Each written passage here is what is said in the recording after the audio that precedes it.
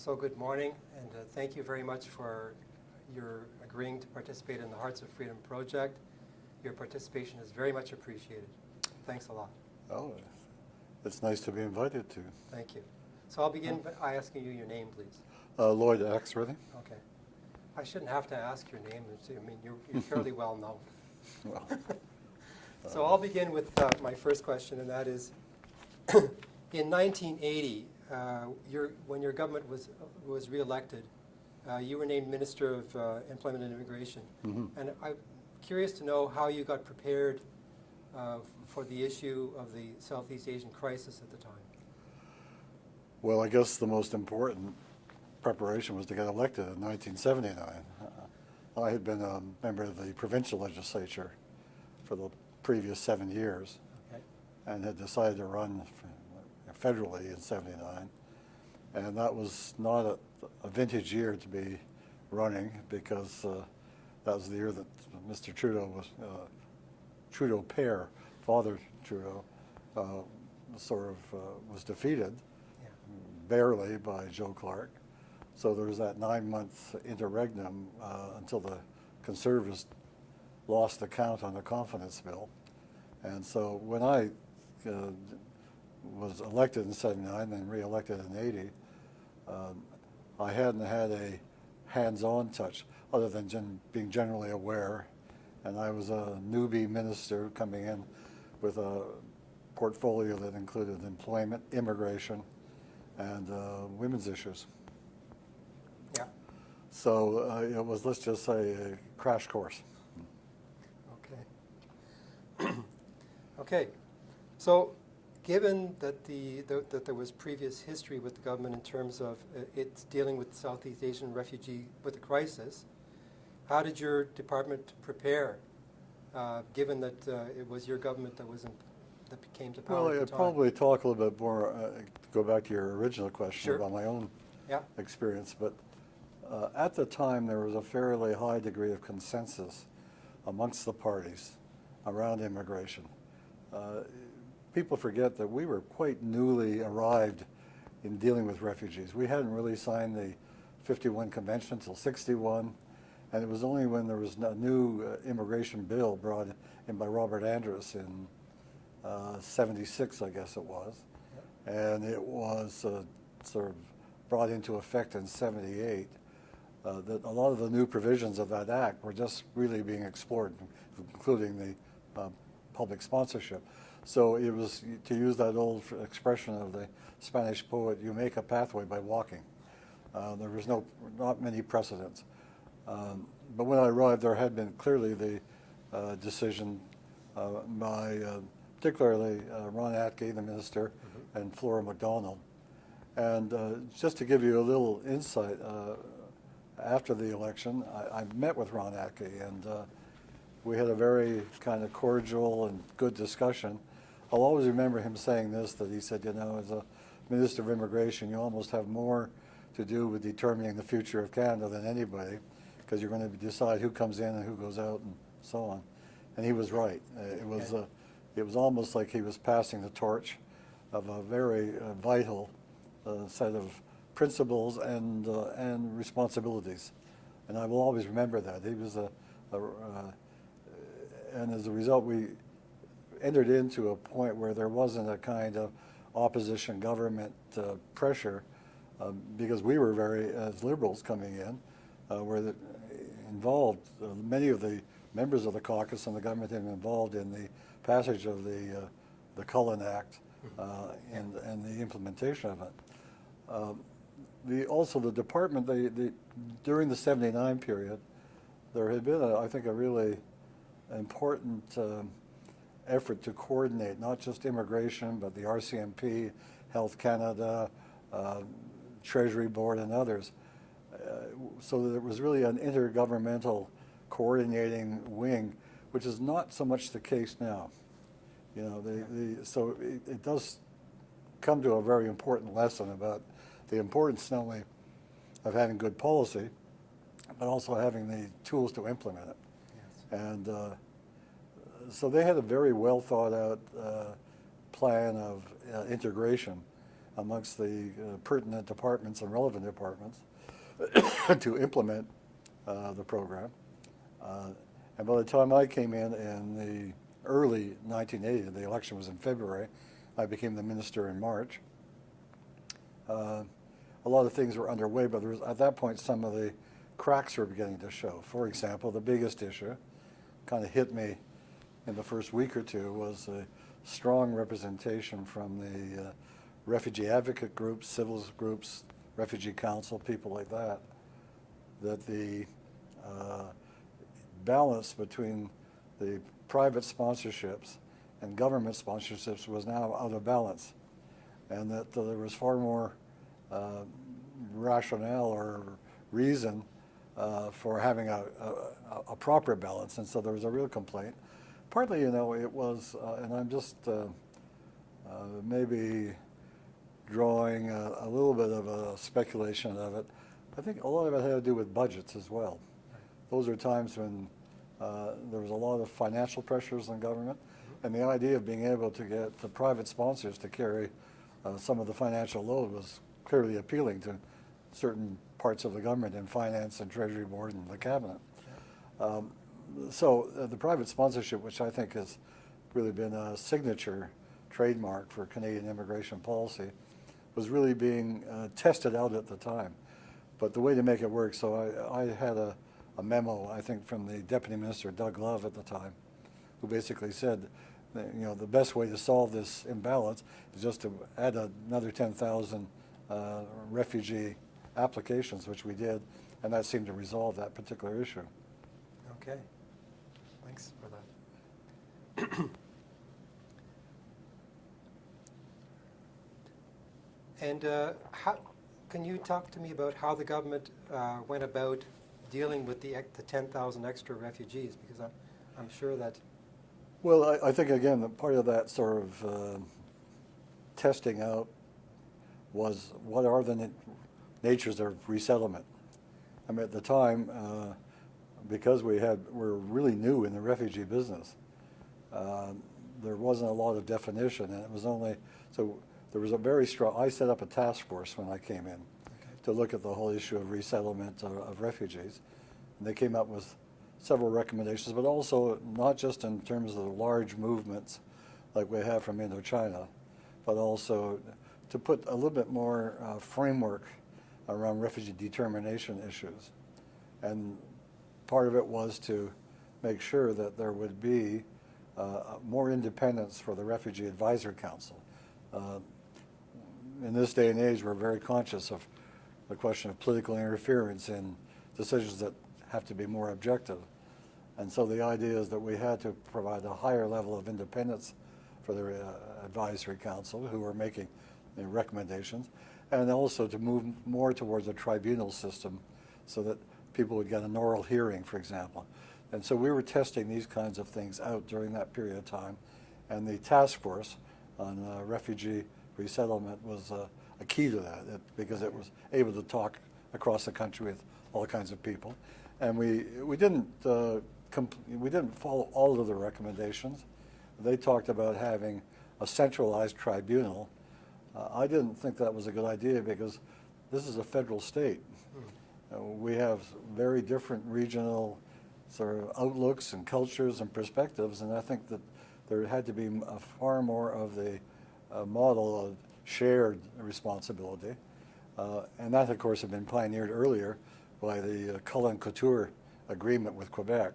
So Quebec was already in a position to start selecting on humanitarian grounds. And so for the first rush of refugee from Indochina, I think Quebec took almost the first 10,000, because they were set up to do it. And that was a lesson itself, was the need to get a framework in place, to get an organization, an institutional framework. Okay. But let me just say this, that I think some very good decisions were made during that period of transition. For example, to me, to go back to the advice of Ron Atke, one of the ways in which you had to make sure that immigration was seen by Canadians as a positive, important contribution was to make sure that you could demonstrate real control on your borders. So unlike what happened in 2017 in Europe when there was a great surge and people got disillusioned because governments were just simply didn't know what to do, there were some really strong decisions made. For example, that selection would be taking place in the camps in Malaysia, Hong Kong, and we would also then transport people directly. There was no people on rickety steamers. We chartered, I think, 76 different kind of charter flights that would go into Southeast Asia, pick those who had been selected to come as refugees, and the paperwork and a lot of the vetting would be done there. So by the time people arrived, I think on the other end of the process, the resettlement was also a time of exploration. So it was only incrementally that we began to establish the rights of being landed as a prospective citizen, access to health care and education for kids. Those had to be negotiated with the provinces because they provided those services. And that was, again, how do you transfer money? And so there's a lot of that kind of bureaucratic work, and I make that in the best sense of the word. Yeah. And that was, but I think what we had to step back was and look, what's the purpose of this? And I think we were able to come out of that period with a much better defined refugee policy and approach and structures to begin handling it. And of course, there's been some amendments since then, but I think that, particularly on the refugee determination side, we were able to put in place a fair system for applications to be considered, oral hearings to be given, judgments to be made, and with an appeal process, which I think is the nub core of how you deal with refugee acceptance. Something we're forgetting today with all the political sort of pressures coming from the anti-immigration, right-wing, nativist, you call them what they are. They're pushing back on some of those reforms, which in fact were ones that achieved the purpose, as opposed to the issue now where everybody's really talking about border control as an enforcement issue, not as a welcoming issue. Okay. You talked about the coordination between the different ministries to deal with that Southeast Asian crisis. Could you talk to me about how that was initiated and how the process worked, please? Well, I wasn't there. That happened in '79. Okay. Under the previous, but I inherited that system, and it simply worked. That it was an opportunity for, I think it was chaired by Cal Best, who was our director of immigration. So immigration took the lead, but the other key departments, health, the RCMP, transportation, and of course I think Treasury Board on the money side. And there may have been others that I missed out. But one of the things that they did, which I think was really very valuable, and I'm sorry we don't do it now, is that they established a newsletter where on a kind of regular basis they would communicate with all the people interested in the issue. There would be much more public discussion. And that was canceled for financial reasons. And you keep saying, in an area as sensitive and as important as immigration, you needed to have a fairly learned sort of communication with civil societies, within governments, with provincial governments, and communication was part of it. And when that cancellation took place, I must confess, I mean, it had never been presented to me as something that was sort of a sensitive issue. Some of the senior civil servants just decided to do it and cancel it. And I took the heat later on when people said, "What are you doing?" And anyway, I was a new minister. I became a lot more savvy later on. And the task force that you talked about that you created, that was made up of mostly government members? Or? It was a combination. Okay. It was small. I wasn't interested in a Royal Commission style exercise, and fairly clear targets. But they were able, the chairman, I think with Jerry Robinson, was able to kind of do something which I think was really necessary, kind of to do a stop and check on how did that initial refugee acceptance beginning in '79 and all the way through. We didn't really complete the Indochina refugee movement until '81, '82, before it was still kind of a major factor in how many places would we put inside the immigration annual definition. But anyway, the task force, I think, was able to reach out and make a lot of contacts, and it was the beginning of, I think, what has to be a pretty much an ongoing process, and that is the self-reflection and self-observation about how you're doing, because conditions do change. Yeah. Were there any efforts to think about the lessons that were learned from after the government had dealt with the refugee crisis? Did anybody sit down and say, gee, did we learn any lessons from this experience? Yeah, we did. Well, we did. That was part of the review. I mean, okay. Because we had the task force on resettlement, but I also set up a group to look at the broader issue of refugee reform. And that was, it wasn't complete, and there were things that were still underway. I left the ministry in early '84 to go to transport, and my successor, John Roberts, continued with those reviews.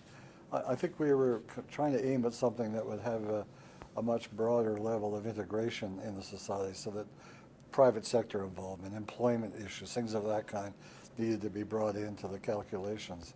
But to me, it's an ongoing sort of process. You never have to, you can never stop to say we're satisfied. And I think, unfortunately, the reviews now are kind of partisan sort of mudslinging, as opposed to really coming to grips with the issue of how we do it. Yeah. Although Canada is still one of the few countries in the world.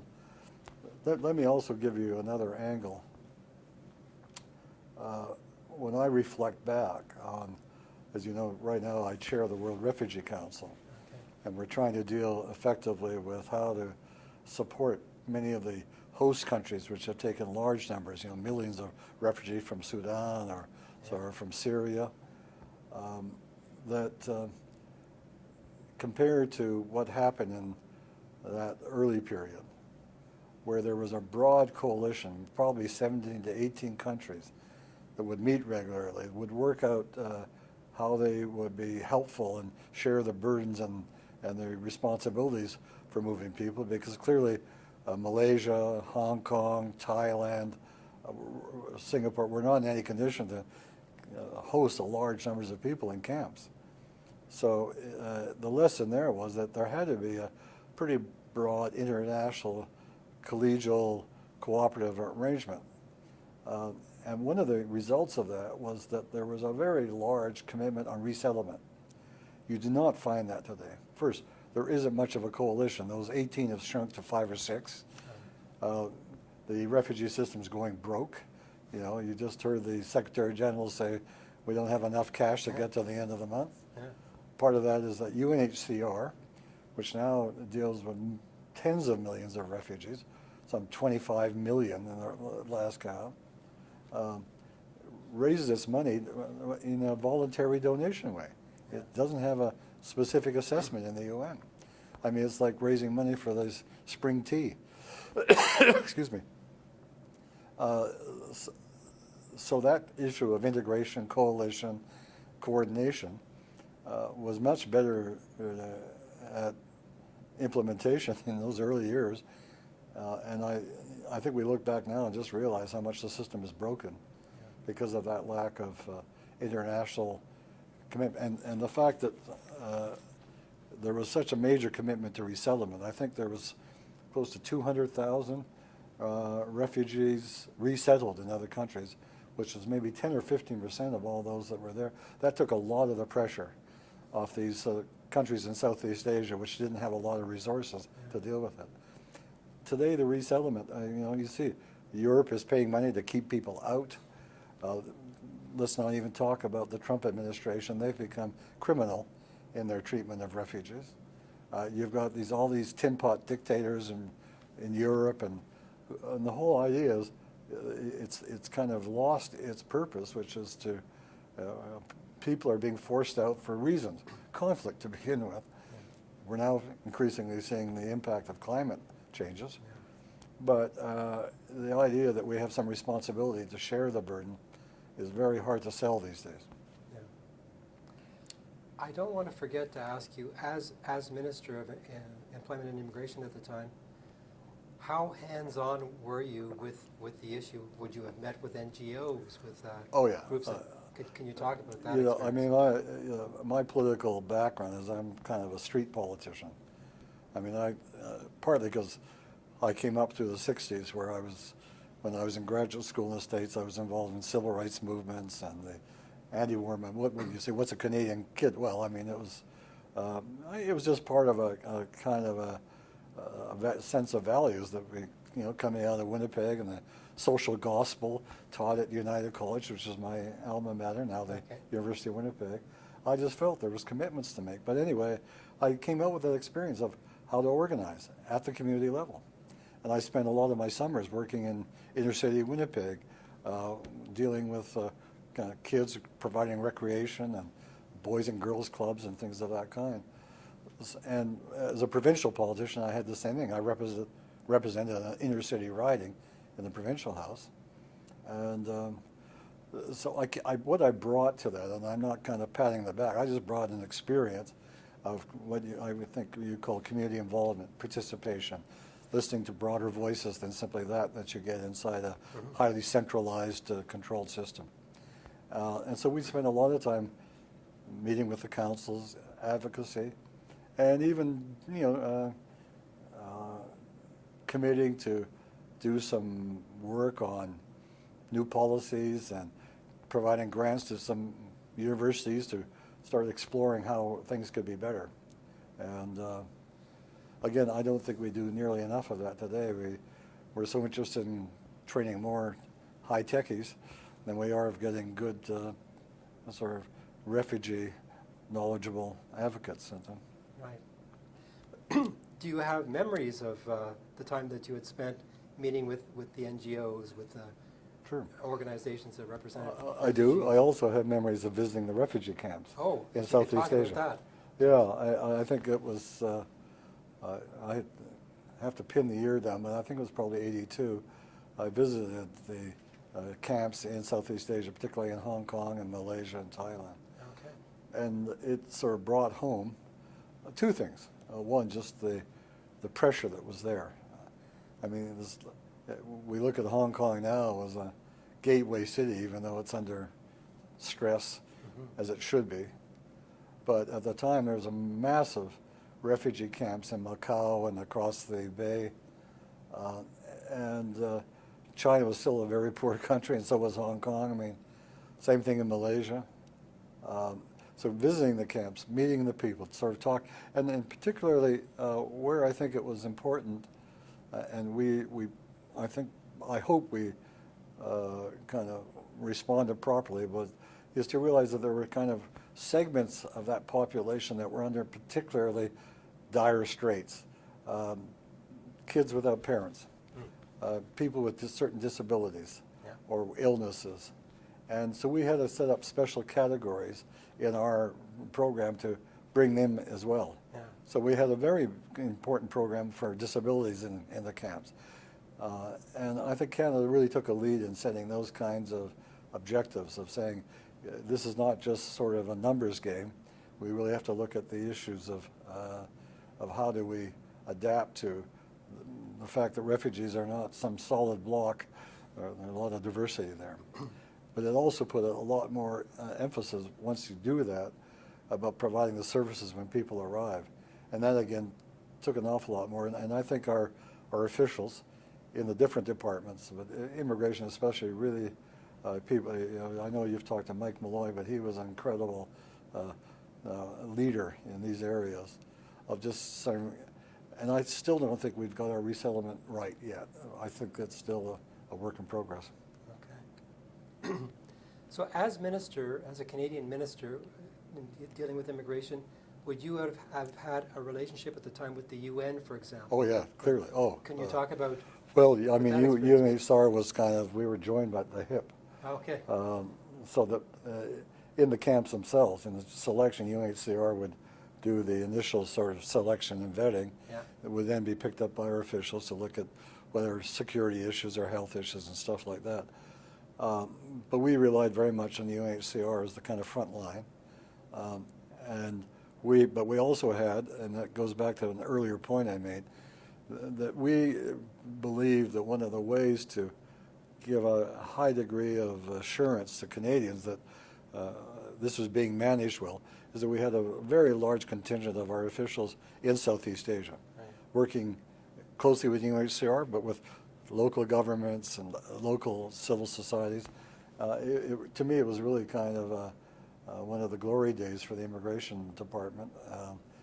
It was fascinating to be a minister at the time because we really were making changes. It goes back to Ron Atkins thing. You really were affecting changes. I mean, I don't want to fast forward, but if you look now at the incredible success of the Indochina refugee community that has now become incredibly active Canadian citizens, boy, does it ever make a case. And I still use that when I speak to say, for all those who are out there kind of being skeptical or suspicious or even conspiratorial about immigration refugees, let's look what happened. Is that over the years, it was almost 200,000, or 100,000 we brought in. And what incredible citizens they've become. Yeah. And I'll tell you a story, if I might. By all means.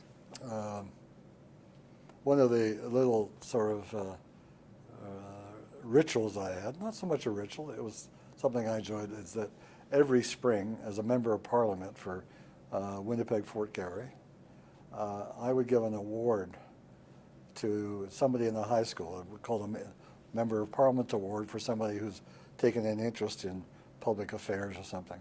Not a big one, it was a book award, a couple of $100. And I remember going to St. Mary's Academy, corner of Stafford and Academy, to speak at their convocation and to give my award. And a young woman came up who was winning the award, and she had been introduced as somebody who wanted to become a surgeon and stuff like that, which she did become, by the way. Okay. But I remember getting up there and she said, would you agree to having your picture taken with my parents and my brothers and sisters? I said, sure. But here was the story, is that several years earlier, they had all been in scattered camps in Southeast Asia. Some had gone to the States, others were in the camps. And the appeal was made to try to bring them together. And so, again, I asked our officials if could this be done. They did it. The family came together, and here was this lovely young woman, intelligent and ambitious, who was now ready to become a major contributor to her own society. But I just thought, sometimes you do the right things. Maybe you're not sure you're doing them, but you do the right things. And I've always felt that about our, what I call basically an open door policy, is to say we're always in, and should be, in full control of the system, but it means the system has to be very broad enough and open enough so it doesn't become simply focused on enforcement, but it is actually more focused on admission. And I think, so to me, a great lesson coming out of the whole Indochina experience was a deep feeling of how important it was to this country. Yeah. Again, I will ask you, at the international level, would Canada have been involved in talks with the other countries that were welcoming refugees to Canada? Yes. Like, for example, Australia, France, Germany. Oh, sure. We do. That was an ongoing collaboration at the official level, but we also had ministerial meetings. Okay. Sometimes in nice places like Hawaii, but we never got to go to the beach. We were sitting in a hotel room. But no, there was a lot of collaboration. There was a lot of exchange between ministers.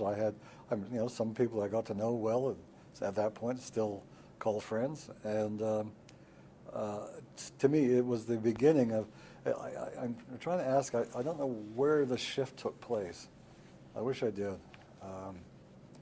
But there was a kind of a shared understanding that we all had to take on some burden sharing for people. But why should Uganda have to accept 1 million refugees and try to pay for it themselves, Yeah. or get UNHCR to find the money. And why aren't we resettling more people? Look what's happening in Central America. You know, and people say, well, that's their problem. I mean, we have a president of the United States who is about as callous as you can be. But where he's wrong is, why should we accept them? Well, to begin with, we probably were the cause of much of their sort of disruption, because the war in Syria didn't happen accidentally. It was part of the Middle East upheaval. What's happening in South Sudan was because we allowed a couple of warlords, to purloin money, hundreds of millions of dollars from their citizens. Why? Because a lot of people in the northern developed countries are making money out of it. So the point is that we have a lot of responsibility to carry, because many of the root causes, and even now, if you're talking about the incredible impact that climate will have in terms of forcing so many people from their traditional homesteads, we're the biggest polluters. I mean, I think China and India are catching up, but up to now, I mean, per capita, Canada is one of the highest in the world. So if we're responsible for a farming community in Ethiopia, their land goes dry and there's no water left, I think we should all carry that around as a little reminder. Yeah. Okay. Thanks. At this point, I'll ask you, are you approached by organizations or groups or individuals to talk about what your experience was like as minister at that time? Do you still have opportunities to talk about that? I think what's been more important was that I was asked, let me go back, but as I told you, I chair the World Refugee Council, Yeah. which is a group of 25 people from around the world that were kind of brought together by the Center for Government Innovation to look at practical solutions to the refugee issue. And they asked me to become chair of it because I had been the Minister of Immigration. I knew something about the business, and also because of the work I did on landmines treaties and stuff, had some experience in how do you reform an international system. So I think it was that background, and I found, of course, and I had been there when the original sponsorship stuff had taken place. I mean, I think that refining it, making sure that there was proper sharing of resources between governments and private people, it is a great innovation. And but it's something that had to be worked at and refined. It didn't emerge as a kind of complete model on day one. It was brought in beginning in '79. It was reviewed in '80, and then we added a lot more settlement rights for refugees coming in, and I think today it still is a real important step. But I think what a lot of people don't realize, that in addition to being incredibly valuable for the refugees themselves coming in, to have that kind of personal contact and the knowledge of the community and the kind of additional friendships that can be formed, it's been important for Canadians. And I think one of the reasons why Canada still has a fairly, still a positive view about immigration and refugees is because a lot of Canadians have met refugees. They've talked to them, they've sponsored them, and therefore they feel that they're part of the solution. Yeah. And all those who say, well, let's cut these programs back and stuff, they don't realize that you're really building a constituency of Canadians who understand why it's important and how it can work, and are committed to it. From a political point of view, that's a very important kind of asset to have, that you've got support in your population. Yeah.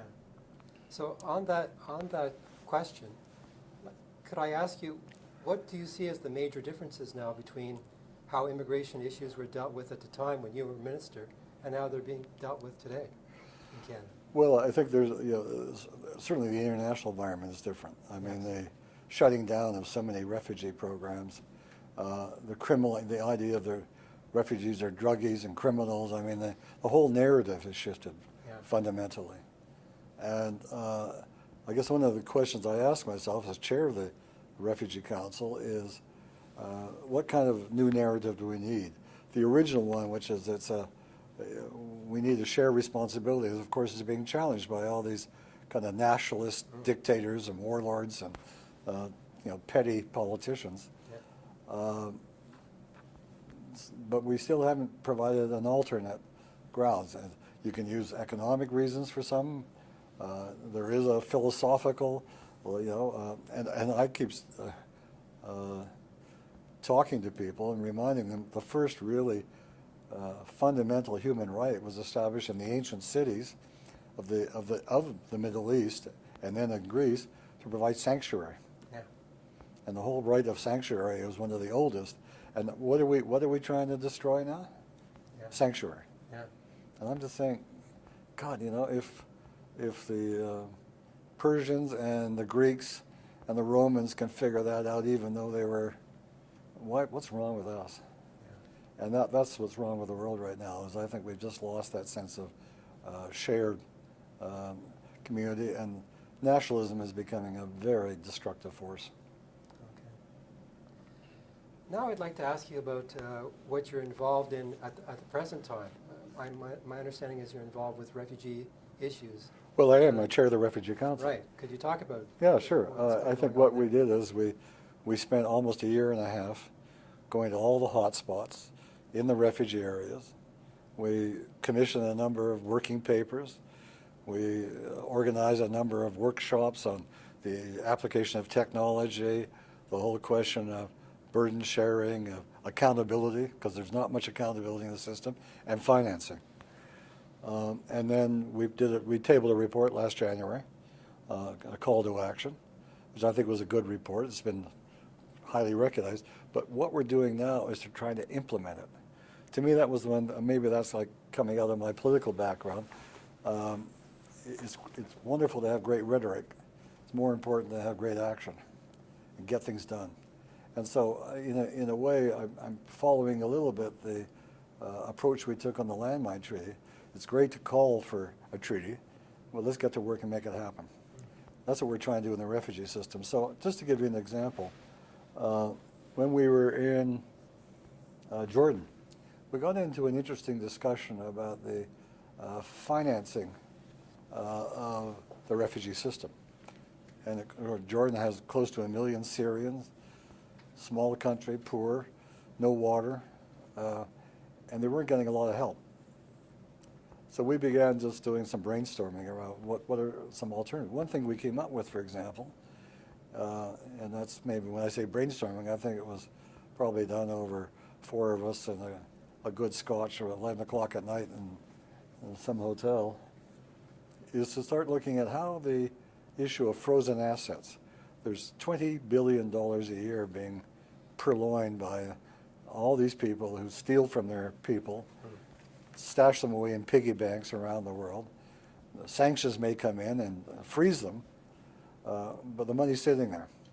So we've come up with a proposal which is now being actively considered in our own government, which is to how do we get an objective system for reallocating those assets back to the people who are victimized. It's Robin Hood in a way. Yeah. And the bad guys now have to pay to help their victims. Yeah. And not only that, but take away one of the elements of impunity they feel that, well, I don't care if somebody runs into the presidential palace and kicks me out, I can go to Monaco and have my yacht and my villa. If you take that away, you begin to change some behavior. Okay. So we're working on that right now. We've got 5 or 6 governments interested in having a judicial process by which these purloined assets will be reactivated and repositioned. So that's a very practical thing. But it could mean that we can put another couple of billions of dollars a year into the refugee system, not just for the humanitarian support, but also to start providing employment and education and health programs. We're also working on a program in Colombia on establishing a social enterprise investment fund to, again, invest in housing and healthcare for the large numbers of displaced coming out of Venezuela. We're working in Jordan to look at a mapping scheme where we'll actually get refugees themselves employed doing a full-scale scan of how many refugees, what's the impact, how are programs helping or not helping, what are the options, so that countries can actually have a fairly well-designed kind of work plan as opposed to simply following the whims and caprices of local public opinion. So those are practical things we're trying to do right now.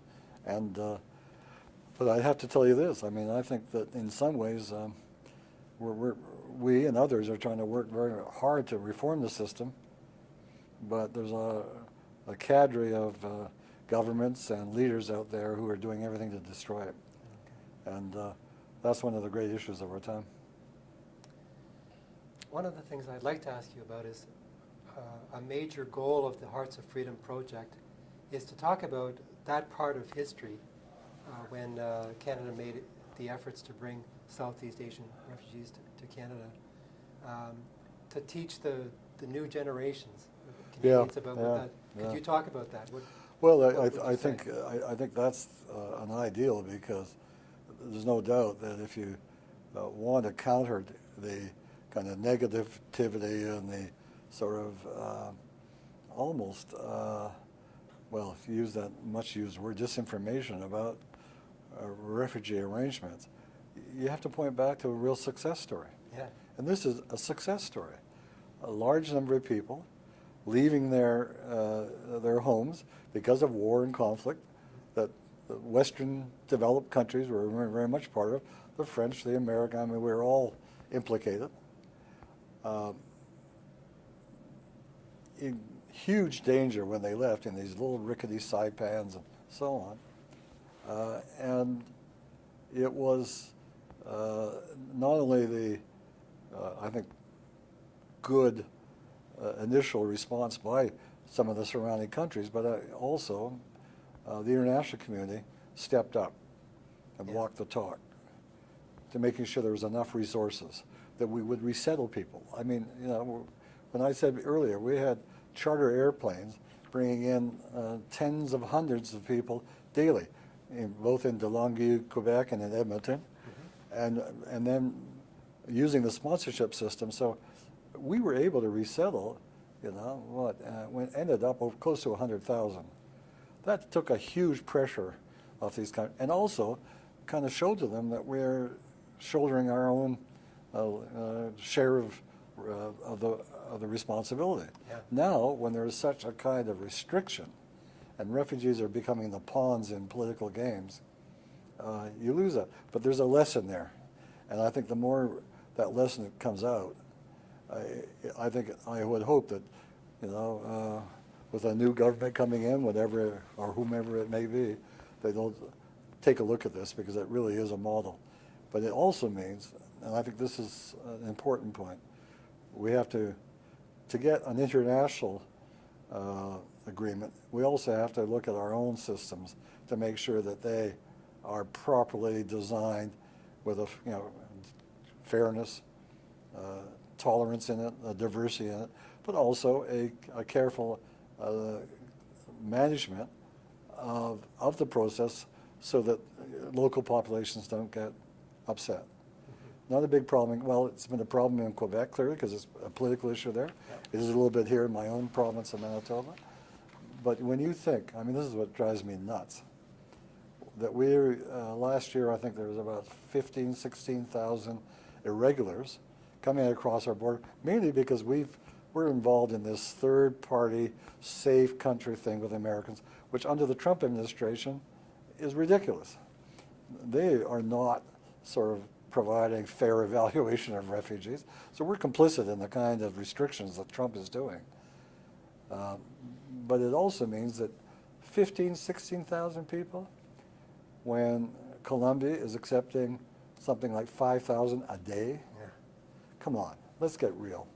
We're wealthy, we got space, we know from the experience with the Indochina movement, this is a great way to build a country, but we're letting the kind of isolationism and nationalism and this kind of tribalism kind of build into what we're doing.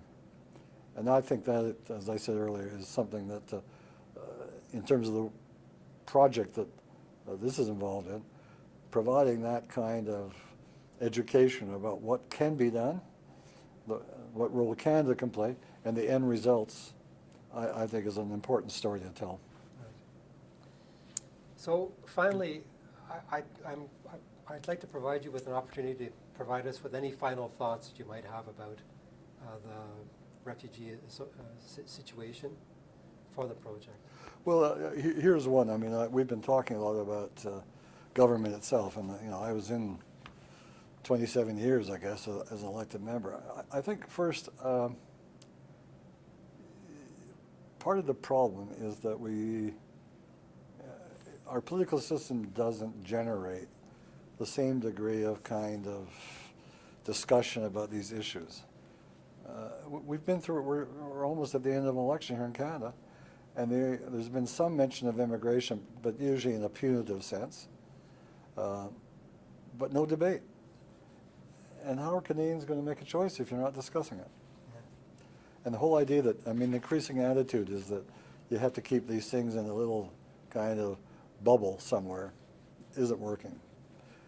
And the other part of it is, I think, and this goes back to one of the lessons coming out of it, is that there's an enormous capacity in Canada, in our churches, our universities and schools, in our business communities, in our Aboriginal community, enormous sense of understanding, compassion, and openness to treating people fairly. Yeah.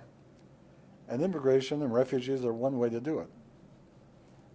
Somehow that has to be better mobilized. And we have to kind of pull people out of their silos and say, get involved, because that's the way the policy will also change. Because the one thing about what happened in the early 80s when I was the minister is there was a very active and effective set of advocates in this country for changes. Howard Edelman in York never left me off the hook. He was a great guy, but he was pushing the envelope, and I had to say, yeah, well, I got to go to the cabinet. But having people like that, it had an enormous impact. And not just at Howard, but having York University, having a major center working on this. There aren't many universities that do that now. They're all too busy kind of, finding how do they find something to do with developing quantum races to the moon or something.